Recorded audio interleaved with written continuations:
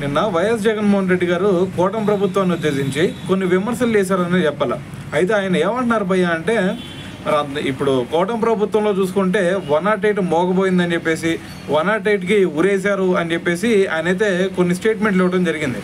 అయితే ఆయన ఎందుకు అంటున్నారు భయ్య అంటే, మొన్న పాడేరులో ఒక ఇన్సిడెంట్ జరిగిందనమాట. ఆ ఇన్సిడెంట్ ఏంటంటే, ఒక గర్భవతిని తనని హాస్పిటల్లో తీసుకెళ్ళాలి అని చెప్పేసి మరి 108ని అయితే పిలిచారు.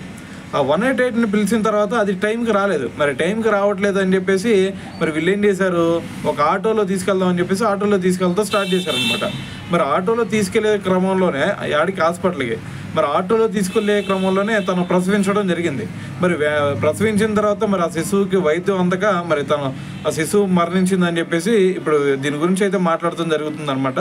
అయితే మరి దీంట్లో భాగంగా ఇక్కడ జగన్మోహన్ రెడ్డి గారు అంటుంది ఏంటంటే, మరి అంతకుముందు వైసీపీ హయాంలో చూసుకుంటే 108 వెంటనే వచ్చేది, మరి ఇప్పుడు ఎందుకు లేట్ అవుతుంది, మరి ఇప్పుడు లేట్ అవ్వడం వల్ల చూసుకుంటే ఒక శిశువు నిండు ప్రాణం కోల్పోయింది అని చెప్పేసి మరి దీని గురించి అయితే ఇప్పుడు వైఎస్ జగన్మోహన్ రెడ్డి మాట్లాడటం జరిగిందనమాట.